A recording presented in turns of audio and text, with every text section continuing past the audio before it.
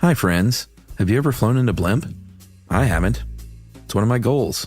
And on August 28th, 2014, I hadn't either. But that's what we talk about and more in the episode, How Blimps Work. Coming up right now. Welcome to Stuff You Should Know, a production of iHeartRadio's How Stuff Works.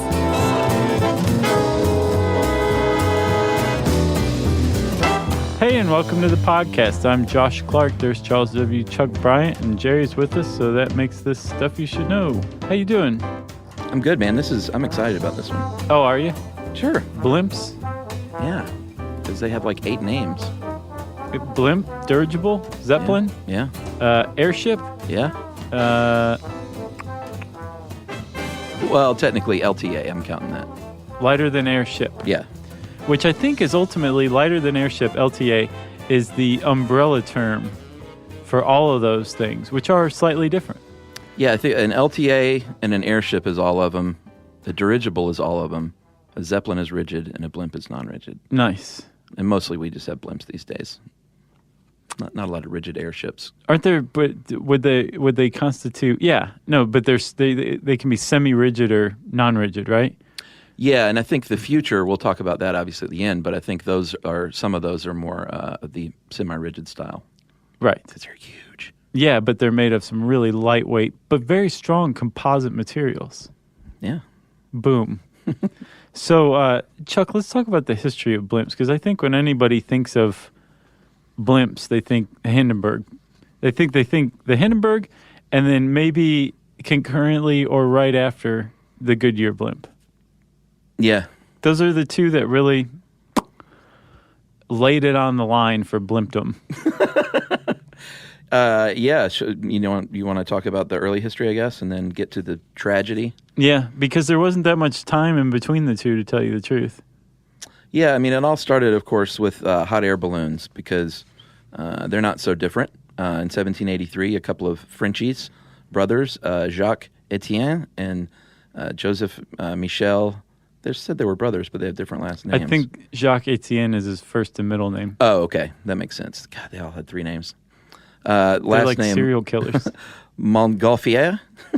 They invented the hot air balloon, an unmanned hot air balloon in 1783, and then later that same year, a French physicist, last name de Rosière, had the first manned balloon flight, and they were just floating around because that's what balloons do. You can go up, and then if you're really good, you can come back down, but left and right, that's up to Mother Nature. That's right, which is a little scary. Although I think these days, can they steer them at all? We have a great article on this, on hot air balloons. No, yeah. you're subject to the winds, to the what is the god of wind? He comes out of the cloud and blows wind. Yeah, that guy. Yeah, you're subject to his whim. So if you're headed towards something, it's go over it or hit it. Yes. Okay. And you remember there was that terrible hot air balloon accident in, I think, Virginia earlier this year. I didn't hear about that. Yeah, like they hit a power line, I think, and then the basket caught fire, and they had to jump. It was really bad. Wow. But yeah, you can go up and over, and I imagine... Or I guess under, if it's like a power line. Yeah, or a tunnel, if you're really good. Wow. Or you're in a cartoon like the Laugh Olympics. Yeah. That's something they do in there. Totally. But I think if you're really good, you could probably know where to steer into the wind to maybe use the wind. But no, with the blimp, the big distinction is, aside from its distinctive shape, is that you can maneuver like a pro. That's right. And that's what Henry Giffard did in 1852 when someone said we should steer these things. Yeah. And he built the first powered airship. And it was cigar-filled, like the classic shape that we know and love now. Mm-hmm. Had a propeller, like they have now, and a little engine, although it was a steam engine, which they don't use now. A 3-horsepower steam engine. Yeah, they're not huge engines still. Doesn't take a lot, apparently. No, it really doesn't. And those were rigid airships. It's a metal framework. Mm-hmm. And in 1900, Count Ferdinand von Zeppelin, if that name sounds familiar. Led Zeppelin. Of Germany. And that's where they got the name, of course. Sure. But I never understood the LED, the lead. Well, it was, I think someone said as a joke, you guys are going to go over like a Led Zeppelin. Or they did when they played on the BBC. Was that it? But why take the A out? Oh, because the same reason you take the A out of Def Leppard. I've never understood that either. And the same reason you put an umlaut over Motley Crue. It just makes you cool. You know? Differentiates. You got to misspell something in your band name. I think I was just looking too deeply into it is the problem. Yeah, L-E-A-D Zeppelin would be weird. Yeah, but I think like our paradigm would have adjusted. We would think LED Zeppelin would be weird if we were used to Led Zeppelin with an A. Or if the Beatles was spelled B-E-E-T-L-E-S. Yeah. Instead of their punny name. Very punny. All right. Boy, we get sidetracked so easy with music stuff. Not really. Zeppelin was, I think people saw that coming before they pressed play. That's true. So that was the rigid airship, the first one, and those have a metal framework. And it had tail fins and rudders, had combustion engines, and could cruise at about 1,300 feet with up to 5 people. Yes. Not bad. You could bring the whole family as long as you totaled no more than 5. Yeah, as long as you paid off the captain. Well, then you just have to be a family of 4. That's right. Because the captain's got to sit somewhere, right? Yeah, they got their little captain's chair. So everything was going quite swimmingly. Actually, around the turn of the 20th century, it was just widely assumed that we would have a future where blimps, Zeppelins, were just a regular feature of the sky. Well, they were. Up until the Hindenburg went down, there were more than 2,000 flights, carried tens of thousands of passengers over 1 million miles. Like, that was air travel. We should say ultra-wealthy passengers at the time. Sure. The Hindenburg in particular was high class. It was the pride of Nazi Germany. Yeah. And it was on its maiden voyage, wasn't it? It was almost called the Hitler, by the way. Was it really? Yeah, but Hitler's like, I don't want my name on that thing. Really? Yeah, not that he, like, foretold the future. He just didn't, I don't know. He just didn't want him named after an airship. He didn't believe Freud's idea that sometimes a cigar is just a cigar. Yeah, or a cigar-shaped airship is... Just a cigar-shaped airship. And it crashed and burned, too, so he was probably pretty stoked that he didn't have his name on it. Yeah, he very famously went, whew, yeah, when he heard the news. Exactly. So we should probably stop making light of this nearly 80-year-old tragedy because people did die, you know? Yeah. I mean, should we tell the story? Let's. All right. Well, it took off on May 3rd, 1937, had 36 passengers and 61 officers and crew members and trainees. Left Frankfurt at about 7:15 and then crossed out over the Atlantic at about 2 a.m. the next day. It's not super fast travel. It was compared to the ship travel at the time. It was Sure. it took about half the time to cross the Atlantic as it did in a boat. Yeah, but compared to what we're used to, Oh, yeah. it was leisurely. Right. And apparently, after reading more about the Hindenburg, it's not as, and I guess ship travel is sort of the same way. Like, we're going to get there when we get there. Like, we're trying to get there then, but you never know what's going to happen. Right. That's why they called them the leisure class. That's right. It followed a northern track across the ocean, eventually crossed into North America over the coast of Newfoundland and arrived in Lakehurst, New Jersey, about 12 hours late. And Germans, they're always late. Yeah. They're famous for it. And basically arrived there at the Naval Air Station, and because of poor weather, the captain and the commanding officer on the ground said, you know what, the weather's not so great. Let's wait a little bit, because they can fly around forever in those things. Right. And he said, all right, well, the Jersey Shore is nice. Let's just go fly above that and tell everyone to look around. And Look at all those old-timey bathing suits on everybody. They're up to the ankles in water. By 6 p.m., conditions had improved, and at 6:12, he sent a message saying it's suitable for landing, recommended landing now. At about 7:08, he finally pulled the blimp in.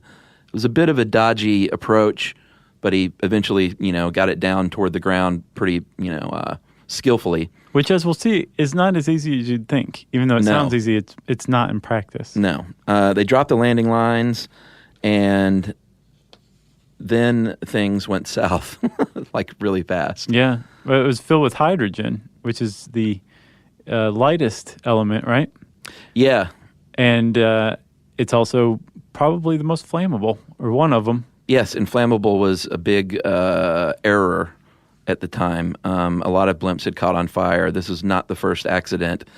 And there was, people testified afterward because not everyone died. We'll get to the numbers here at the end of the story, but there was testimony that it appeared as if gas was pushing against the cover. Maybe it escaped from a gas cell.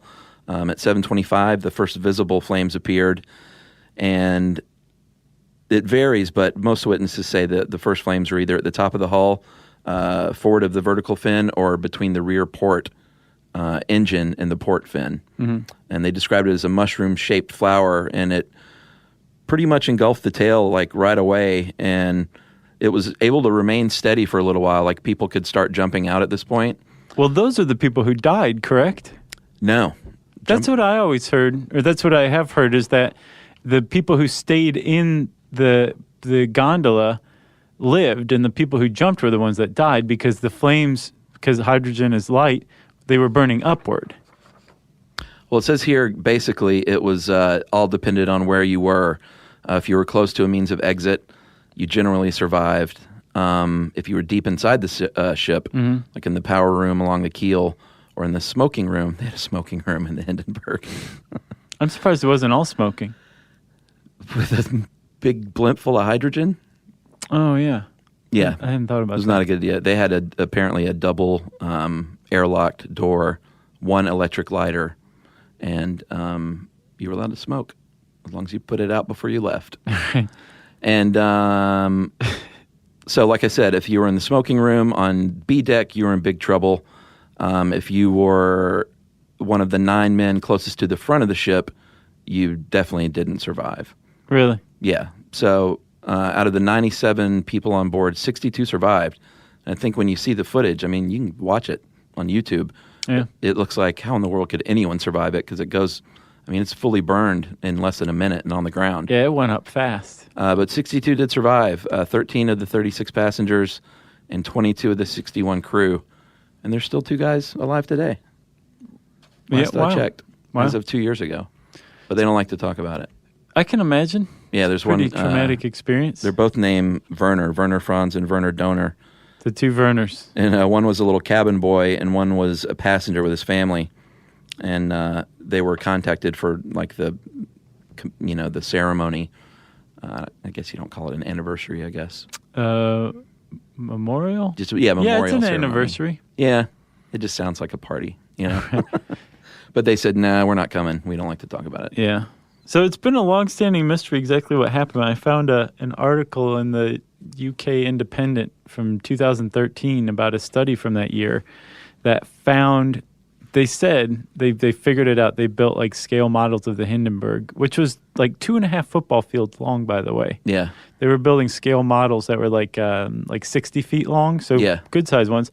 And they tried to blow them up because there was a rumor that it was sabotage. Right. That everybody hated the Nazis even then.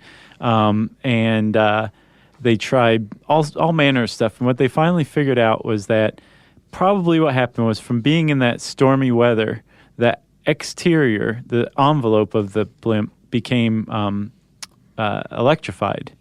Oh, yeah? And when the ground crew ran up and grabbed the cables, they completed the current from the blimp to the ground, which caused a spark, which actually ignited a hydrogen leak. That fire caused the explosion. That must have been the gas pushing out. Yeah. Yeah, one thing they say it definitely isn't, which they long thought it was the actual fabric was like painted in this flammable stuff. Right. And that's not true. It was the standard fabric. Oh, okay. It was just a big balloon full of hydrogen. Yeah. And some sort of spark. Yeah. Yeah. So when that happened, the future of blimps were just pretty much like that was it for blimps. That wasn't the immediate end, but as far as like commercial blimp travel, that's tough for an industry to get over. So it kind of fell to the wayside, although they did continue on in a couple of forms. Up until the 60s, the U.S. government, especially the Navy, maintained blimps. One of I guess the Air Force, I don't know if it was the Navy, but one of the branches of the U.S. military used blimps as giant aircraft carriers of the air, not the sea, the air, which is pretty awesome. And apparently they had them so you could connect like a light plane to what's called like a trapeze mechanism coming out of the bottom of the blimp. So you just like hook your plane on, climb up and say, hey, guys, where are we going? Or you can take off from there too. What? Yes. How do you take off? You just drop? I think you just release the hook from the trapeze and start to free fall, and then you just go off into the distance and go, thanks for the ride, lady. That sounds really weird. And they had even bigger plans that were never realized because the Navy scrapped the program in, I think, 1962 to have like a landing strip on top of the blimp. So you could have just like planes take off and land and then be stored like in the blimp, which would have been pretty awesome. Well, cargo airships are the wave of the future, perhaps, so we'll see. Yeah. So, but that was the military was involved in blimps for most of the first half of the 20th century.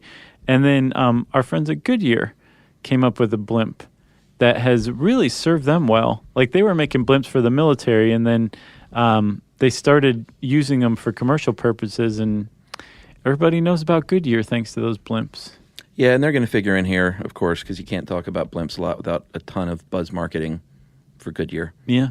But, that's where they make their name. In fact, my in-laws almost rode on the one based out of Akron because that's where they're from, and they I think he was going to put in a bid on a like an auction bid to win a trip.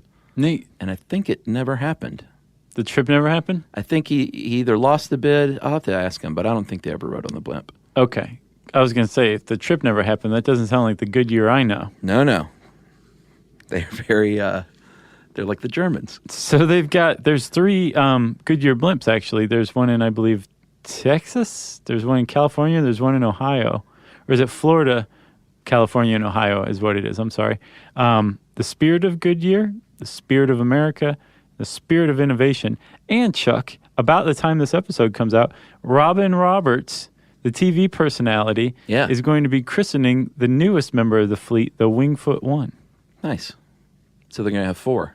Yeah. Because there's a lot of sporting events. There sure are. And you can't watch a big sporting event without hearing the words aerial coverage provided by Goodyear. Yeah. And those shots, man, they're pretty great. They really are. They haven't been around forever. It was, I think, an Orange Bowl in Miami where the first one was broadcast in, like the 60s maybe? I don't know. Something like that. And it changed America. Yeah, well, it certainly gives them a lot of press and saves, well, I don't know about saves them money. I haven't seen their balance sheet, but they don't have to spend money on that 30-second spot.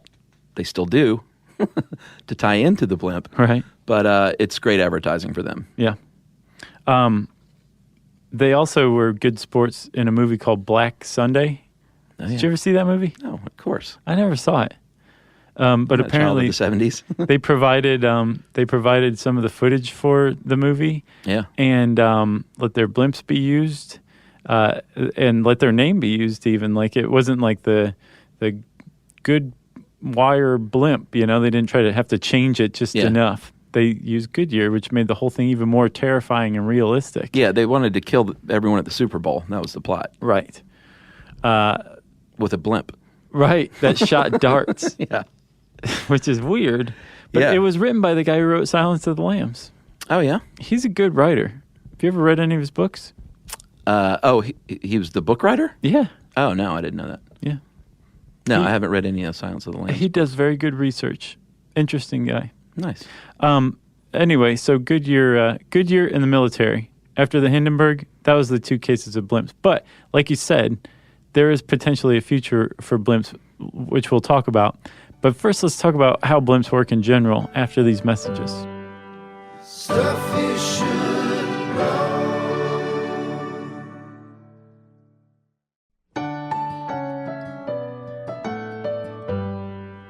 Stuff you should know. You want to know how blimps work, buddy? I do. They're pretty simple. They are. This was the delight to learn because it was like, oh, I thought there would be just that little to it, and that's really kind of the case. You know? Right, yeah.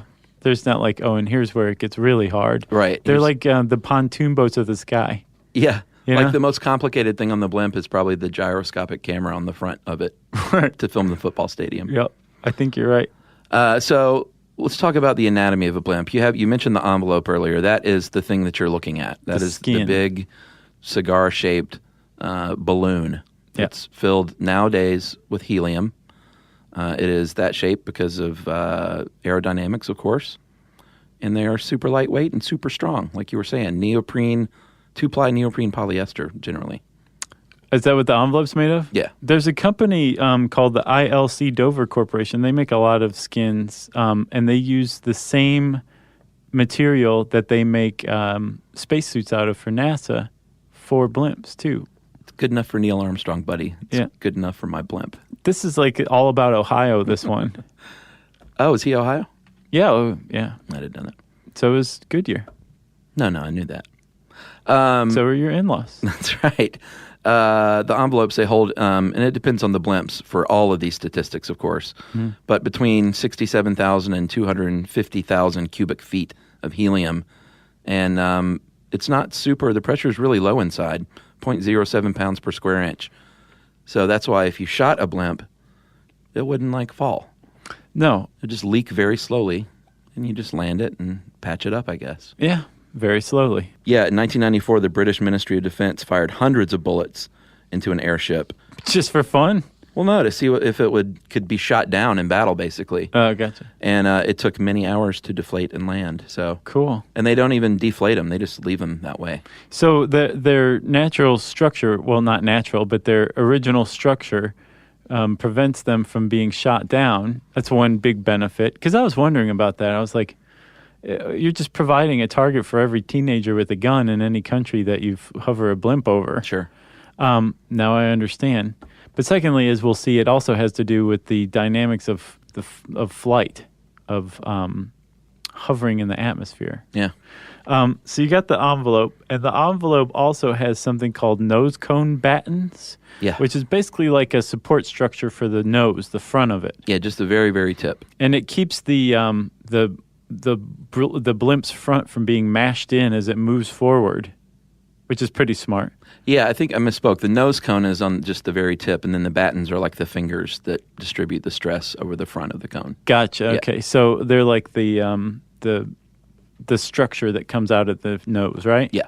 And then also on the nose is the mooring hook, because you got to hook a blimp up to something. Yeah, it's got a little spindle there, and it's got a little wheel under the tail rudder, and that's basically how it sits. You just tie it down. Yeah. Very simple. Just like a balloon. That's right. So here's where it gets a little craftier, like 19th century crafty, but still neat nonetheless. Sure. There's something called ballonets, right? Yeah. And these are basically air bladders that are located within the envelope. Yeah. And you inflate or deflate them depending on whether you want the blimp to go up or down. If you want it to go up, you deflate these ballonets. You want it to go down, you inflate them. And the reason that works is because you're inflating these ballonets with air. And helium, which blimps fly using now, is lighter than air. So more air means the blimp's heavier, so it goes down. Less air means it's lighter, so it goes up. Yeah, it's pretty easy. It's sort of like how a submarine operates. And there's one in the fore and one in the aft. So that's how you control your trim. You can just nose it up or nose it down, filling up or deflating. That's the pitch axis. That's right. Or trim. Okay. Well, the trim is the levelness. Oh, okay. Yeah. And the axis where the nose and the back go up and down, that's the trim axis.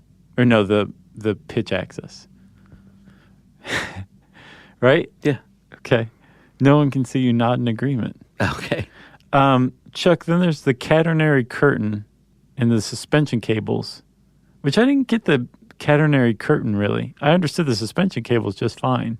It's on the inside, about 30% off center, and it basically, if you look, it sort of looks like where you attach the basket to the hot air balloon. They all, there's a number of these lines that run down and all meet at a single point near the gondola. Right, and that's what you attach the gondola to the blimp using, right? Yeah, so basically if the blimp envelope wasn't there, it would sort of look like a hot air balloon. It would have these lines that run up from the gondola, a.k.a. basket, up to the top. So they would be like the vertical lines Yeah, whereas it's in a the V battens shape. are the horizontal lines. Yeah. Okay, I understand now. Exactamundo. Then you've got the really technical stuff, the flight control surfaces. So everything we've just described is basically balloons, and then the structure that gives the balloon its shape, right? Yeah. And then the flight control surfaces are basically a rudder and elevators, and they're the things that you can control to make the balloon tilt upward or side to side. That's pretty much it. Yeah, there's that one rudder on the top and bottom, and that controls your yaw. And you do it with little. If you look at a captain's chair, he's got little foot pedals, just like a clutch pedal you would push in. And on the bottom, very bottom back of the rudder, there's something called a boost tab, and that's just a little additional sectioned off piece of the rudder that's also controllable. It's like a little mini rudder. And it assists with the rudder, I think, to make an even tighter turn. Gotcha. So if you imagine just a smaller rudder as part of the main rudder, just to give you that extra boost, I guess, when you need to turn. And then there's 2 elevators, and they, if you are sitting in your little captain's chair, imagine a car steering wheel placed vertically, like by your side, and that's just a wheel that you turn up and turn down. It's really very basic. It sounds like the Wizard of Oz. It totally behind is. the curtain, like all the machine he's messing with, and there's steam does. blowing out. And it looks everything. very steampunky when you look at it. So you steer up or down with that wheel, and that's pretty much it. Oh, no, don't forget the engines. Oh, well, yeah. I mean, as far as like driving this puppy. Yeah, the flight control. Yeah. This is what separates it from hot air balloons. Don't forget. The engines. No, the hot air, the engines, but also the flight control services. But the engines are turboprop engines, right? There's twin ones, which means there's 2, one on each side of the gondola at the rear. And they're pretty cool because they propel the thing forward, but very cleverly, there's also something called air scoops that are basically these funnels that face the back of the turboprop, and they catch the vented air out of the props, and they use those to inflate the ballonets. Yeah. That's called prop wash. This is all the lingo I've learned. That's good stuff. And the engines are just 6-cylinder engines, like I said, that you don't need a ton of power to power these things. And you can go at about 30 to 70. This says miles per hour, not knots. So how about that? And 70 is cruising. Apparently, like 30 to 50 is where you want to be.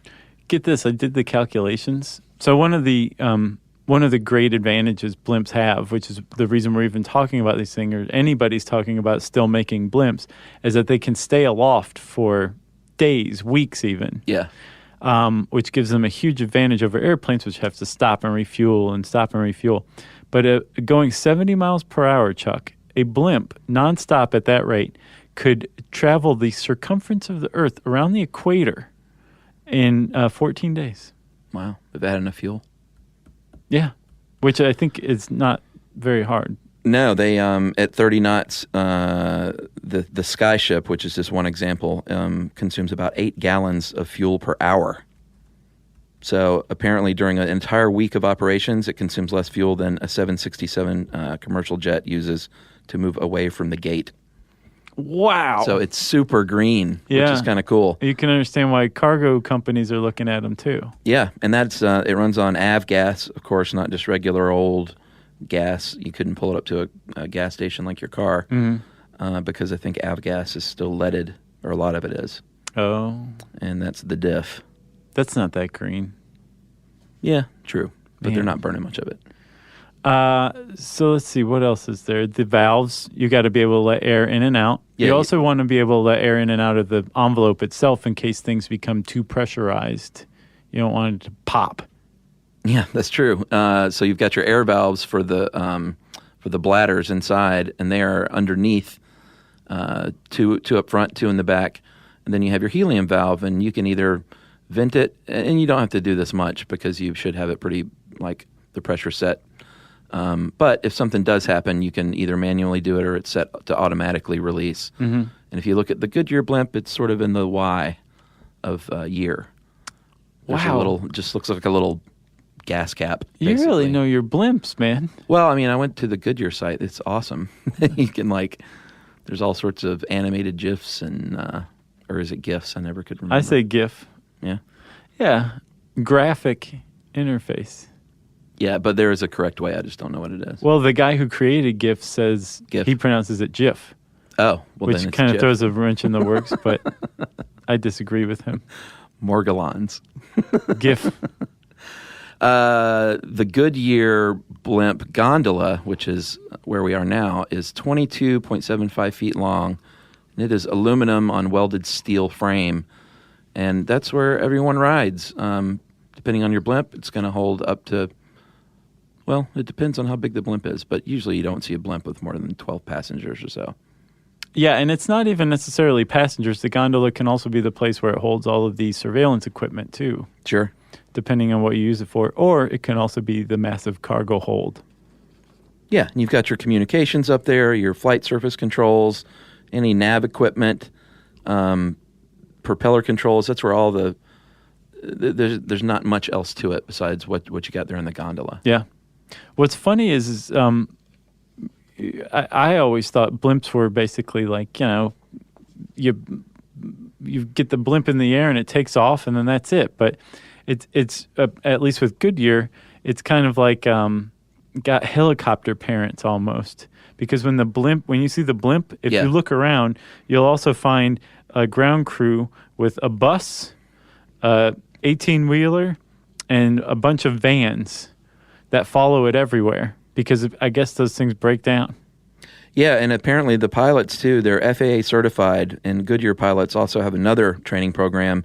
But the pilots are it's all sort of, everyone is cross-trained, it sounds like, to work on the ground or make repairs. And, it's like a little self-contained unit, all just traveling around together, like Happy tornado family. chasers. Right. You talked about if they just took off and floated around. If the engines did stop, that's exactly what you're doing. You are basically a hot air balloon at that point. So you lose control of the flight surface controls? Yeah, well, I mean, if they call it a free balloon, so it's buoyant, and it's kept aloft, obviously. But if they lose all the power, then all you can do is ascend and descend, because I guess the rudders and the elevators are also powered mechanisms. I gotcha. It's not just attached to a cable, attached to a pedal. Attached to a wheel that the guy moves next to. It sounds like it is, though. And as far as weather goes, they compare it to roughly operating is about as similar as a helicopter. Like, we can fly in bad weather, but we try to avoid super bad weather. Yeah, I don't blame him. Sure. Because, that's no fun. No. You want to be above the Rose Bowl in 70-degree weather. Sure. Yeah. So coming up, we're going to talk about how blimps fly, and then also the future of blimps, and if there is such a thing, after this. Stuff you should know.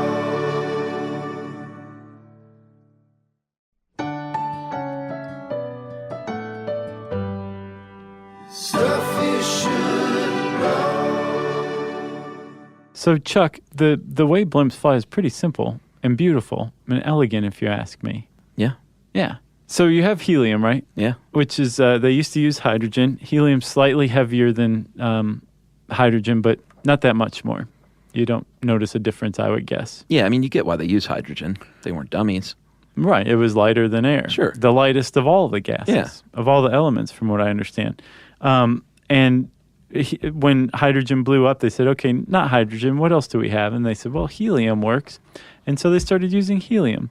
And helium has a lift capacity of 0.70 pounds per square foot, right? Yeah. Which is 1.1 kilograms per square meter, which means it can lift a pretty decent amount of weight. Yeah. For just a little bit amount. Sure. And since they're filling these balloons with hundreds of thousands of cubic feet or cubic meters of these of helium, they can lift tons and tons of weight. And they do it by just simple physics. Since helium is lighter than air, as long as the helium has enough lifting power to lift whatever the envelope and the gondola and all of the mechanisms weigh, then it will rise more than the air. It will rise into the air. Yeah, it's called positive buoyancy. Yep. And what you want as a blimp pilot is neutral buoyancy. So that's why you're going to control, like we talked about, your air bladders to get that thing where it's once you've got your cruising altitude, you just want to be at the same level. You want up to. and down. And you want to fill it up by blowing exhaust into your air scoops, which fill up your ballonets. And the higher you get into the atmosphere, the less pressure there is, which means the higher up you could float conceivably. So Sure. you want to make sure you get that air in so you don't just float away. And you achieve, is it negative buoyancy or neutral buoyancy, you said? Yeah, that's what you want. And then when you want to land, you do just the opposite. You fill it up with even more air, and then you make the blimp heavier than the helium inside can lift. And it just slowly comes down to the ground. And, I mean, that's it. That's how blimps rise and fall. Yeah, it is pretty simple. And when they're on the ground, they just tie it to that little spindle. You've got your little wheel under the rear. You got a little tractor to tow it around, maybe a hanger. And that's the life of a blimp. And it, like I said, they don't inflate and deflate these. I'm sure it's a time and an expense. And I think they're running out of helium, too. Didn't we learn that? Yeah, do you know much about that? Well, we covered it in the Probably the Mars turbine episode. Mars turbine. Yeah, that was it. Well, I read a really interesting article in, I think, the New Republic. I can't remember. I found it online last night. And it's about the helium shortage and why we have a helium shortage. And apparently, the U.S. has had a reserve, a strategic helium reserve since 1925 in a cave in Texas. And apparently, during the Clinton era, the government said, let's make some money off of this, or let's make our money back off of it. So they passed a law that said, start selling this stuff off, Bureau of Land Management. Yeah. But only make enough money off of it to recoup whatever we've put into it over the years, which is like $1 billion. Yeah. So they started selling it, and by setting the price artificially, they created an artificial market because this was like 80-90% of the world's helium reserves in this cave in Texas. So whatever the BLM was selling it for, that's how much the market value was. Yeah. But it was artificial. So you had artificially cheap helium flooding the market, Yeah. which had a two-pronged effect. One, it led to these scarcities that we're running into now because they just started selling it off in a fire sale to private industry. But the other more positive effect it had was that it spurred all of this technological innovation because nuclear magnetic resonance, the technology behind MRIs, superconductivity, molecular analysis, uses helium to supercool magnets to turn them into superconductors, right? So you need helium for that. So all these industries were using this helium from the Bureau of Land Management to like advance technology by leaps and bounds, which is one of the big reasons why we are where we are right now, technologically speaking, because of helium. But now we're starting to run out. There's, I think, 9 billion cubic feet of helium left in the reserve in Texas, which is about a third of what they had when they started selling it off in the 90s. Yeah. Which would be fine if we just clamped it down and said, okay, this is a reserve again. But instead, for some reason, the government just doubled down and issued another decree to the Bureau of Land Management. It's like, keep selling this stuff. Let's Right. just get rid of all of it for no good reason. I don't understand why. Interesting. Like, it made sense in the 90s maybe, and it had all these great effects, but now it's like, okay, we understand that helium is literally irreplaceable, as the article put it. Like, once there's no helium, there's no helium. Like, we can't go get it anywhere else or manufacture it, and we have no technology to recycle it. I wonder what the reason is.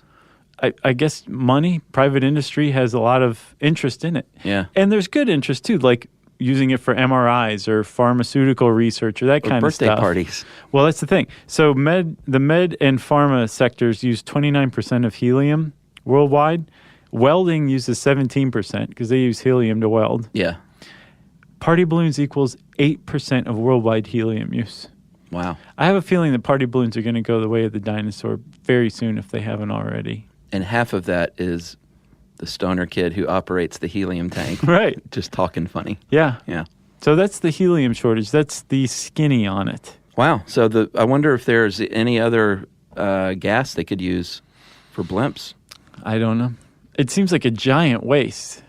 Or I wonder if they could do like a hybrid so it's fueled by hot air, like a balloon. Huh. Probably wouldn't. I don't know. Yeah, I don't know either. Well, I guess we are at the future then, in the future. And depending on who you ask, the future of airships is either super exciting and awesome, and when you look at these, they are. Yeah. Or it's not going to be funded enough to really.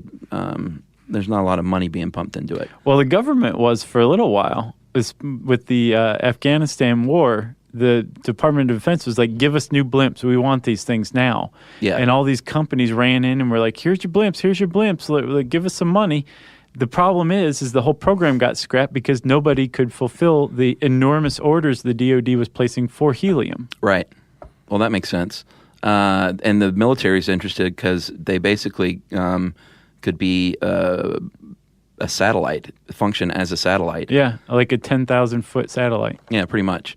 There are people doing it, though. Lockheed Martin has a P-791 that is super cool looking. Yeah. And it is a tri-hull. If you look at it from the front, it looks sort of like three blimps squashed together. And it has four big, it looks like feet, these disc-shaped cushions that are apparently for landing. Mm-hmm. And these are all so cool. There's another one in California from Worldwide Aeros Corp called the Dragon Dream. Yeah. And it's different looking. It sort of looks like a whale shark. Did you see it? Yeah. It's a single hull, I guess, but it's sort of kind of flattened out. Mm-hmm. Yeah, it looks like a whale shark. They actually submitted that design to the DoD, and when the DoD scrapped the program, they bought their design back because they want to go commercial, like cargo carrier with it. Yeah. And well, they're in trouble, though. Because the Dragon died? Well, it had a roof collapse and a Yeah. hangar, yeah, and they don't know if they have the money to even fix it and then continue. Well, they have another model called the ML-866 that it sounds like they're putting their energy into. It supposedly can carry 250 tons, which is more than twice the cargo payload of a cargo 777. Wow. Twice. And again, you mentioned how little fuel it takes to power these things. Yeah. So it'll take a little while for you to get your package, but the company shipping it isn't going to spend too much money delivering it. I still say if it's a military, like to use as a cargo plane, I know you can't shoot a hole in it, but what if you launched a surface-to-air missile at it? You know, it's still full of helium. Doesn't sound like, I don't know. Maybe they're so high up there you can't. The fact that we have satellites and drones, it seems to me like the surveillance uses of blimps are preposterous, especially considering that we could be using that helium for medical purposes instead. Yeah. You know? I agree. You got anything else on blimps? I got nothing else. I got one other thing. If you were fascinated by the way blimps float, I think it's cool for some reason. I did a brain stuff video. Oh, nice. About that you can calculate how many balloons it would take, like regular party balloons, to lift yourself into the sky. And I made a video about it. So you go to brainstuffshow.com and check it out. Nice. And if you want to read this article, you can go to howstuffworks.com, type in how blimps work, and it will bring it up. And I said how stuff works, I think. So that means it's time for listener mail. I'm going to call this sterilizing attics. Remember that old one? Mm-hmm. I did a show on whether or not it's legal to sterilize attics. Turns out it is. Yeah, and that's the thing. And this is from someone who had a personal stake in it. It's long, but I'm going to edit it in my head as I go. Okay. Hey, guys. Just recently listened to your podcast on sterilization of attics. I had a personal story to share. Until my mother is a fully recovered heroin addict, and I'm grateful just to be alive. Until I was 6, she was only an alcoholic. However, drug addiction set in fast. My mother, brother, and myself, along with whatever scumbag boyfriend she had at the time, were constantly on the run from the police looking for shelter and searching for food. My father is an upper-middle-class blue-collar worker who always had a sound home environment. When my mother was sent to prison when I was 10, I was sent to live with my father. Always had food, a shower, and clean clothes. Was never in fear for being homeless. I lived with my father for 3 years until I finally ran away once I regained contact with my mother. My father, even with his financial support and stability, was never there even though he was only a few feet away. My mother, even while on drugs, always listened and always cared about my thoughts and feelings, and that was what was important as a child. My mother eventually overcame her addictions cold turkey because Wow. she could see it was damaging to me and my brother.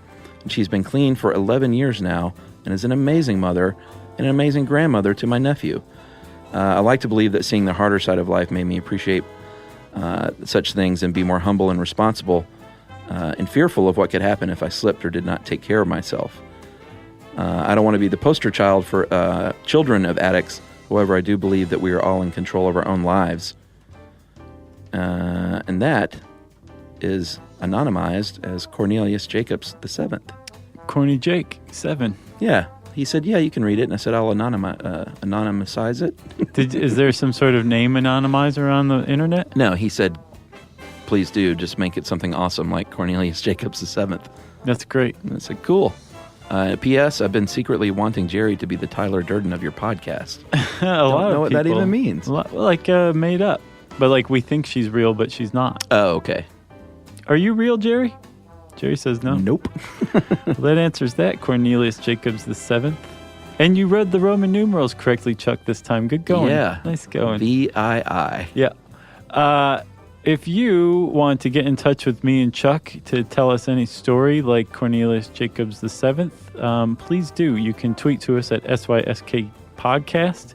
You can join us on Facebook.com/Stuff You Should Know. You can send us an email to stuffpodcast@howstuffworks.com. And as always, go to our cool home on the web, stuffyoushouldknow.com. Stuff You Should Know is a production of iHeartRadio's How Stuff Works. For more podcasts from iHeartRadio, visit the iHeartRadio app, Apple Podcasts, or wherever you listen to your favorite shows.